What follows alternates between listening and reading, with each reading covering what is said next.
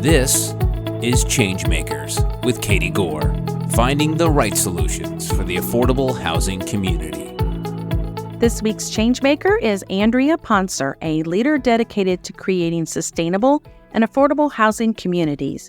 As president and CEO of the Stewards of Affordable Housing for the Future, Andrea works to identify key strategic issues, advocate for nonprofit housing providers, and amplify the organization's impact.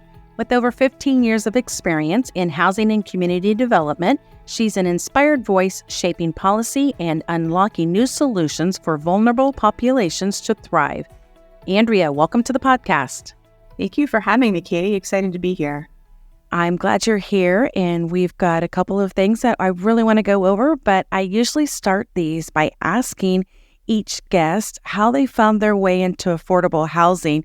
So if you could share with us and just start us off, what originally drew you to our industry? Sure. I think my origin story may go back further than most of my colleagues in affordable housing. I was in college at Tulane University in New Orleans in the 90s. And went to an extra credit lecture one afternoon for, I think, a sociology class that was about how the university was going to play a role in the receivership of the housing authority there at that time. And part of the discussion was around Hope 6 and the plan to raise a bunch of public housing and redevelop it.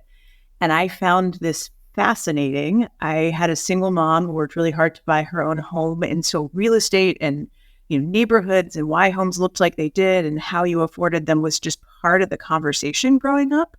And so this notion of thinking about how to create homes for people and create better communities was really appealing. That led to an independent research grant, which led to kind of a career in housing in a roundabout way. So it's been almost 25 years now. So over that 25 years, what have you found to be the most rewarding thing you've come across? Sure. I think that's a great question. I have been talking a lot lately about how for the first 10 or 15 years of working in housing and advocating for housing, it didn't feel like a very popular topic. I'd go to a cocktail party and talk about what I did with my time and with my career, and folks would sort of glaze over. And for better or for worse, in the last, 5 and maybe even 10 years, all of a sudden it's in the zeitgeist and people are interested. And perhaps because, we're not keeping up with the need.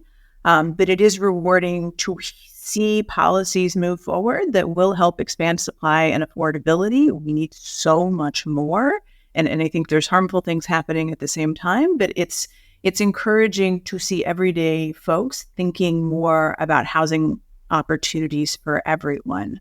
I also see the groups I work with every day at SAHF, at Stewards of Affordable Housing for the Future, doing really incredible things to reinvest in communities that connect the dots between the platform that a quality home provides and things like access to great schools, healthcare, job training, technology. And I think that's really encouraging. I agree. I think there's more awareness and there's more embracing of affordable housing, not just for small areas or small segments, but just kind of an overall local, regional, and even national embracing of this. So it has changed over the last 5 or 10 years. Exactly like you said. And with that window of opportunity, I think you guys have a very key role here. Why don't you tell us what some of your strategic objectives are and what you guys are currently working on? Sure. So SAHF, Stewards of Affordable Housing, is a somewhat unique organization. We're a collaborative of 12 of the country's largest nonprofit multifamily affordable housing providers. So our members build, own, and operate affordable rental homes all over the country. And we exist as a place of their policy voice, but also a place for them to learn from and challenge one another to do this work better and more impactfully around the country. We are looking not only to expand the supply of deeply affordable homes, so not just affordable, but affordable to everyone who needs a place to live, but also to connect those homes to services that help people achieve their goals. And so thinking about how you do that, both in how you design and construct and where you build those homes, but also leveraging in service coordination and other partnerships that help people set and achieve those goals. And at the same time, thinking about how what we're doing contributes to the health of the planet, the surrounding community, and the residents through a deep commitment to environmental sustainability. So SAHF, that's your acronym for Stewards of Affordable Housing for the Future. How did you guys come up with that name, or how did that name evolve over time? It has not evolved over time. We turned 20 last year, and this is the very long name that we were born with. And the story I have been told, this predates me, is that there was a lot of deliberation and that stewardship, the notion that, these properties don't belong to the nonprofits, but really belong to the communities and the people they serve. And we are stewards of those resources, not only now, but for the future, is a really important concept. And while it's a mouthful, I really share that feeling that stewardship is a big part of the identity of thinking about the duty we have now to people and communities, but also to the future.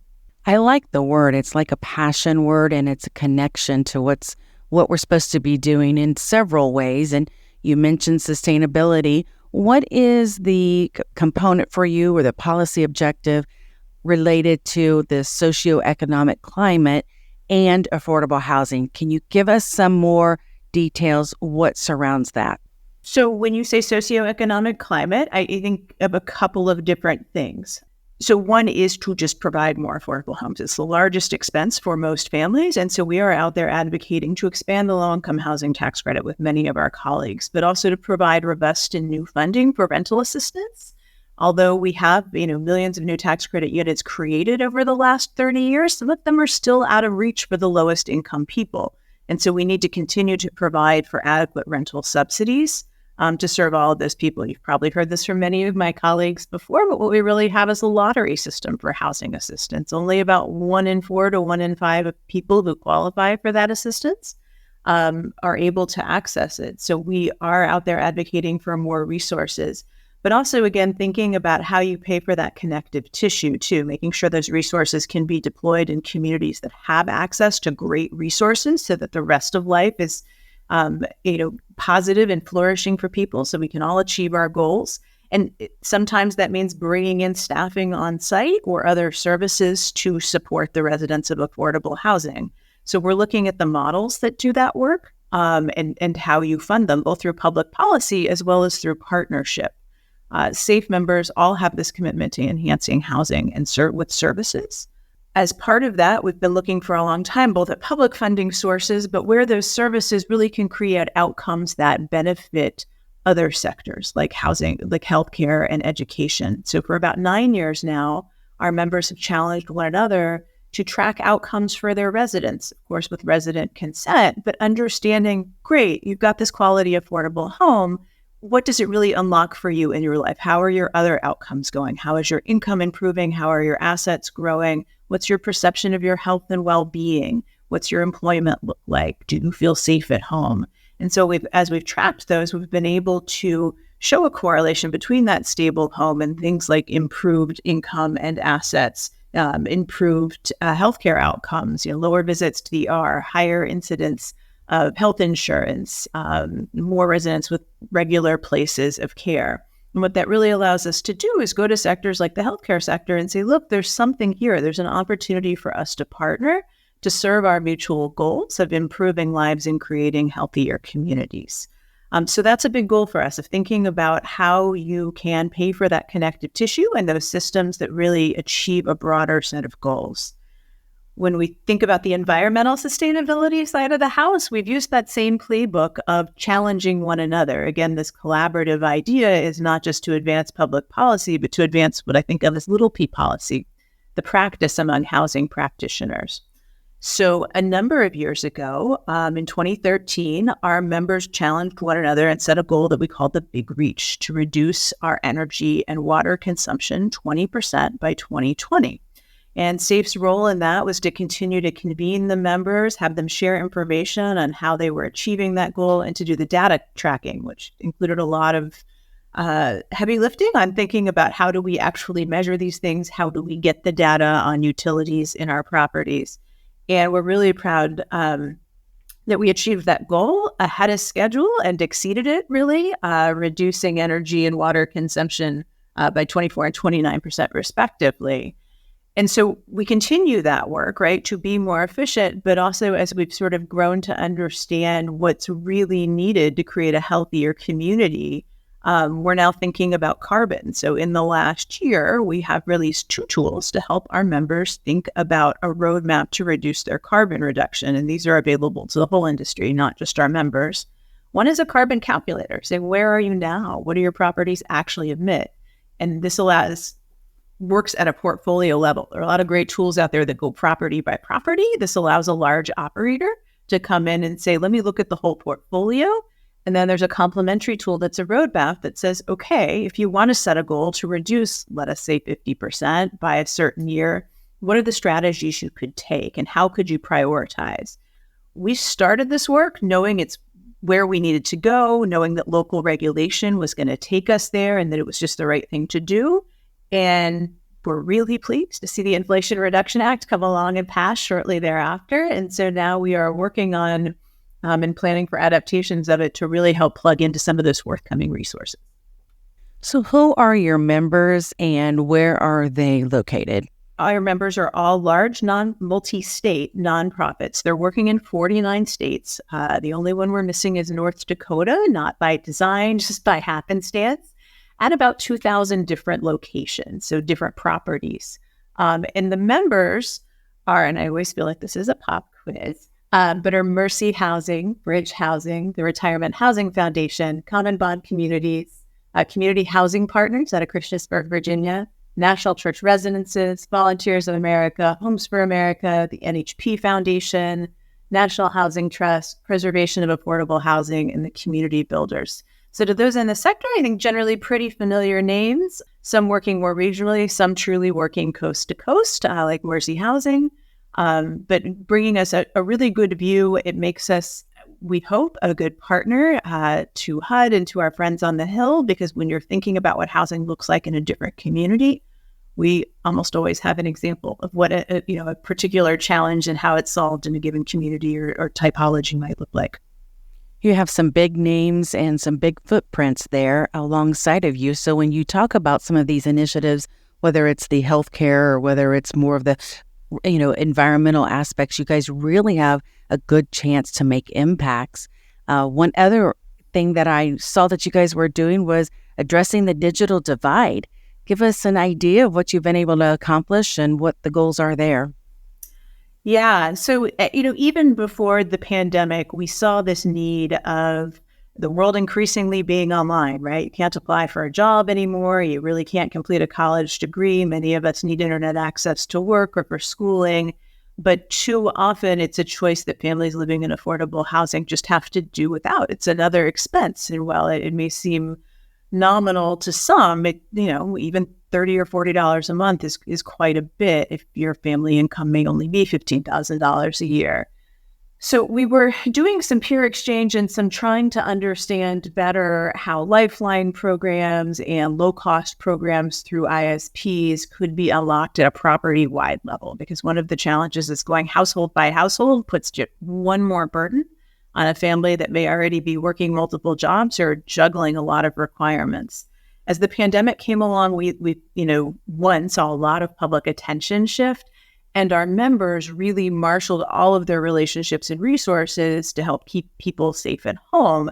And this included really doubling down on commitments to bring connectivity. And so the first thing we did was just profile how they were cracking the nut in a lot of cases. Managed Wi-Fi hardwired to units, Wi-Fi hotspots being towed into parking lots so kids could do their schooling, lots of different near and long-term solutions. And then we started doing some peer convening and some digging to understand, what are the practical barriers? What are the building design elements, the contractual barriers that may already exist in agreements with ISPs that prevent us from providing some of these low-cost solutions?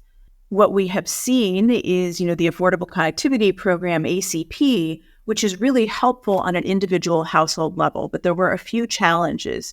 One, it's still just an individual thing. Every household has to be signed up. And when one household leaves, the next one comes in and has to be signed up as well. And this is a time-limited program that does drastically reduce the cost and increase access, but still has this barrier of how do you get people to understand and to go through this process. The other is that ACP was built on the same platform as the Lifeline program, which provided sort of expedited or automatic eligibility for public housing, but not for project-based Section 8 for that privately owned housing. Even though eligibility is functionally equivalent, a given resident may not understand why their neighbors in the building next door or across town who seem just like them can get this and they cannot. So we did a lot of advocacy before HUD in the FCC to encourage them to expand their data matching just to make it easier for all residents of affordable housing to access this subsidy. The challenge is now this fantastic subsidy is running out. And so our advocacy is turning, to support others and advocating for expanding or really continuing ACP. The other piece that we think is exciting is the BEAD program, the infrastructure dollars to actually bring high-speed internet to more communities, and an eligible use here is in multifamily housing. We think that a way to ensure that all people have high-speed internet access at perhaps the lowest cost and most consistent delivery is to provide it on a building-wide basis. But the way that we finance affordable housing and set rents and utility allowances right now doesn't enable that. It really sort of, the owner ends up digging into their own pockets to do so, and there is no opportunity through how you set rents to recoup that. It's a wonderful thing to do, but it's no surprise, I think, to anybody who thinks about affordable housing. There's not a lot of money left in these deals to be adding on one more expense. And so we are, with our members, learning about it and supporting advocacy around how those dollars can be deployed and make multifamily housing an eligible use. It's a place we would love to do more, and we're looking forward to what our members are able to unlock, because a lot of what we do is learn from one another. Rolling out a policy to provide internet at reduced costs or stipends may sound easy initially. However, it's not. And really, when you get going into the logistics, such as the infrastructure and placement and outlining the reimbursement process, it becomes apparent this is a really complex undertaking. So I appreciate the way you guys are handling this and helping your members navigate the intricacies, recognizing such a crucial connection like healthcare and education. So the internet is being used in so many different ways that we originally hadn't anticipated. Such a valuable tool for leveling the playing field, especially for individuals and properties beyond single-family dwellings.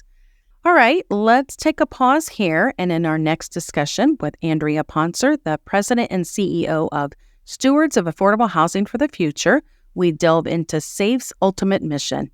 The core, it really is about stable homes and that housing stability work of how we are bringing folks in and financing housing in a way that allows rents to remain affordable and allows for the services and the management practices that help people remain stable. Thanks for listening to ChangeMakers with Katie Gore. To find out more about Katie, go to quadel.com. That's QUADEL.com. This has been a production of Forbes Books Radio.